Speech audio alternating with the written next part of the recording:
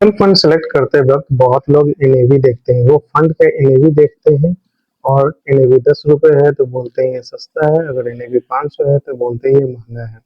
लेकिन रियलिटी कुछ और है और मैं बताऊंगा आपको कि एनएवी क्या होता है, एनएवी कैसे काम करता है। ईच एंड एवरीथिंग मैं आपको यहाँ पे एक्सप्लेन करूंगा।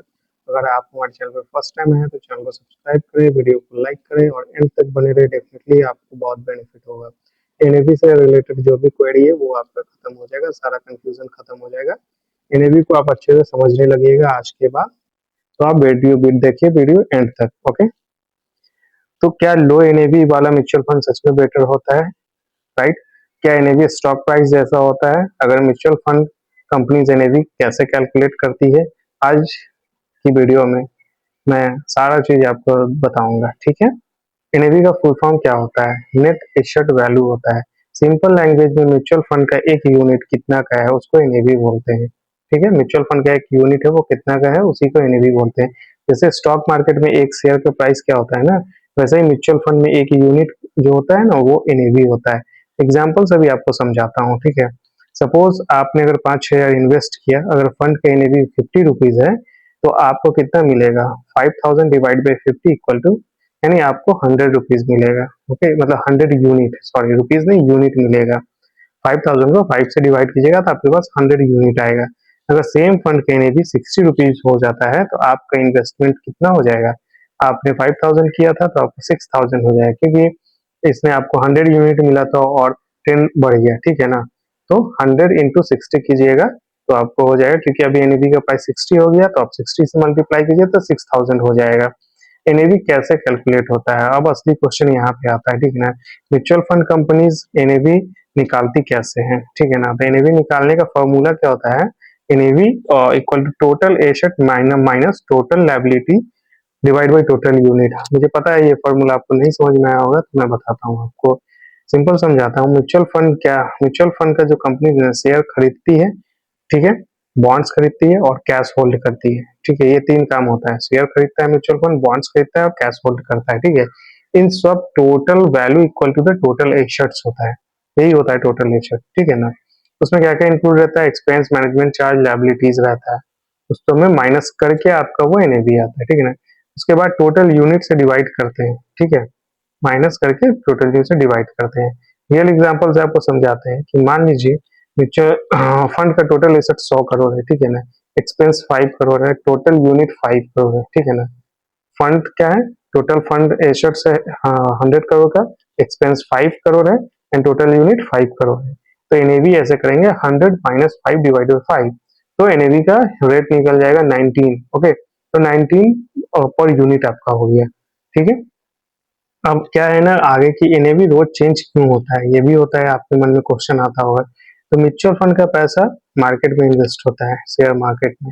अगर मार्केट ऊपर जाएगा, स्टॉक की वैल्यू बढ़ती है तो फंड का टोटल वैल्यू बढ़ेगा और एनएवी इंक्रीज होगा। क्योंकि म्यूचुअल फंड में जनरली क्या होता है ना कि ये स्टॉक्स ही खरीदता है। लार्ज कैप है म्यूचुअल फंड तो लार्ज का कंपनीज का स्टॉक रहेगा, मिड कैप है तो मिड रेंज की कंपनीज वहां पे उसका स्टॉक्स खरीदे रहता है म्यूचुअल फंड में। स्मॉल कैप है तो स्मॉल कैप का रहता है। ठीक है ना?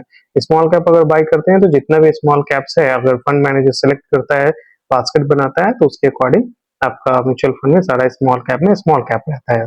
तो वो जो वैल्यू स्मॉल कैप का बढ़ता है तो आपका एनएवी का रेट बढ़ता है। अगर मार्केट गिरता है तो एनएवी भी नीचे आता है। ठीक है ना? इसलिए एनएवी डेली चेंज होता है। यूजुअली म्यूचुअल फंड का NAV her market day and के में अपडेट होता है। तो डे एंड में होता है तो आपको नाइट में ही पता चलता है इसका, जब आप अपडेट कीजिएगा। जनरली ग्रो में तो 11 बजे के बाद ही अपडेट करता है। ठीक है ना? अब बिगेस्ट मिथ क्या है एनएवी के बारे में, सबसे इंपॉर्टेंट यही है कि अगर लो जो उसका रेट है एनएवी कम का है, लाइक 10 रुपीज का चीप है और 10-15 का है, तो बहुत लोग सोचते हैं 10 वाला फंड लेना चाहिए जिसका एनएवी है। ठीक है ना? 500 वाला बहुत महंगा है। ये आपका कंप्लीटली रॉन्ग थिंकिंग है। इसमें क्या होता है ना, दो एग्जांपल लेते हैं। एक फंड का एनएवी है 10 रुपीज, दूसरा फंड का है 500। अब दोनों को 10-10% अगर रिटर्न मिला 10%, तो 10 वाला का एनएवी हो जाएगा, उसमें इंक्रीज होगा 10% 1.10, तो एनएवी रेट हो जाएगा 11 रुपीज। अगर 10% इंक्रीज होगा तो 10 से 11 होगा।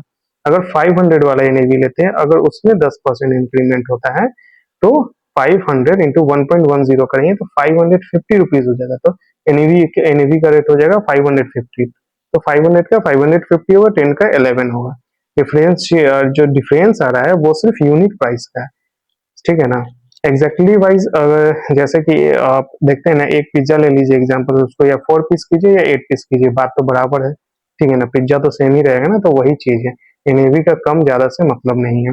अब देखते हैं कि एनएफओ जो होता है ना, उसमें 10 रुपए एनए क्यों रहता है, ठीक है ना। एनएफओ में देखिएगा तो जनरली एनएवी का रेट 10 रुपए रहेगा। तो ये क्या था, नए इन्वेस्टर को अट्रैक्ट करने के लिए रहता है। बहुत लोग एनएफओ देखकर एक्साइटेड हो जाते हैं। एनएफओ मीन्स क्या होता है, न्यू फंड ऑफर करता है, ठीक है ना। मोस्टली एनएफओ 10 एनएवी से ही स्टार्ट होता है। लोग सोचते हैं ये अर्ली स्टेज में मिल रहा है, फ्यूचर में 1000 चला जाएगा, लेकिन म्यूचुअल फंड स्टॉक नहीं होता। ये म्यूचुअल फंड जो है स्टॉक जैसा नहीं होता है, ठीक है ना। इसमें क्या होता है, लो एनएवी का मतलब होता है चीफ या हाई ग्रोइंग, ऐसा कुछ भी नहीं होता है।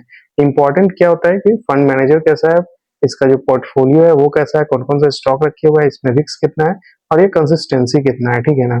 अब देखते हैं कि एनएवी वर्सेस शेयर प्राइस क्या होता है, ठीक है ना। ये भी बहुत सारे लोग को कंफ्यूजन रहता है। तो स्टॉक मार्केट में शेयर प्राइस जो है डिमांड एंड सप्लाई पे मूव करता है। म्यूचुअल फंड का एनएवी अंडरलाइंग एसेट के वैल्यू के कैलकुलेटेड होता है, ठीक है ना। यानी म्यूचुअल फंड में जो भी इमोशनल ट्रेडिंग कम का होता है, कैलकुलेशन बेस्ड ज्यादा ट्रेडिंग होता है, ठीक है ना। मतलब मीन्स कि म्यूचुअल फंड में ट्रेडिंग वेडिंग ऐसा कुछ नहीं होता है, बस ये कैलकुलेशन बेस्ड प्राइस होता है, ठीक है ना। क्या एनएवी देखना चाहिए, एक भी ये भी क्वेश्चन आता है। तो सिर्फ एनएवी देखकर फंड सेलेक्ट मत करो। इसमें की वजह आप ये देखें कि इसका पास्ट का कंसिस्टेंसी कैसा है, एक्सपेंस रेशियो कैसा है, फंड मैनेजर कैसा है, रिस्क लेवल कैसा है, कैटेगरी कैसा है। एयूएम भी चेक करें, लॉन्ग टर्म परफॉर्मेंस देखें। एनएवी सिर्फ एक नंबर है, ओके। रिटर्न परसेंटेज मैटर नहीं करता है, ठीक है ना। और फिर देखते हैं कि सिंपल फाइनल एग्जांपल एक, चलिए हम लोग ट्राई करते हैं, देखते हैं। अगर 10,000 का इन्वेस्ट करते हैं आप फंडे में, जिसका 10 रुपए एनएवी है, तो आपको 1000 मिलेगा, ठीक है ना, यूनिट। अगर एनएवी 100 है तो आपको मिलेगा 100 यूनिट। अगर दोनों में 20% ग्रो हो रहा है, तो फाइनल आपका क्या बनेगा, 10,000 का वैल्यू 12,000 हो जाएगा, ठीक है ना। तो उम्मीद करते हैं आपको समझ में आ रहा है। तो अब आप समझ गए हैं होंगे कि एनएवी म्यूचुअल फंड का सिर्फ यूनिट प्राइस होता है, या तो लो एनएवी का मतलब चीप फंड नहीं होता है, ठीक है ना। अगर हाई एनएवी है तो मतलब एक्सपेंसिव फंड नहीं होता है, ठीक है। म्यूचुअल फंड चूज करते समय पॉइंट क्वालिटी देखो, ठीक है, सिर्फ एनएवी नहीं देखो। अगर वीडियो यूजफुल आपको लग रहा है तो चैनल को सब्सक्राइब करें और कमेंट करें, और बताएं कि आपको अगला टॉपिक किस पे वीडियो चाहिए। कोई भी क्वेरी है, कोई भी क्वेश्चन है, तो आप कमेंट में डालें, डेफिनेटली मैं उसका रिप्लाई दूंगा। तो अगर चैनल पर फर्स्ट टाइम है तो चैनल को सब्सक्राइब करें। उम्मीद करता हूँ ये वीडियो आपको अच्छा लगा होगा। Thank you, thanks for watching my video.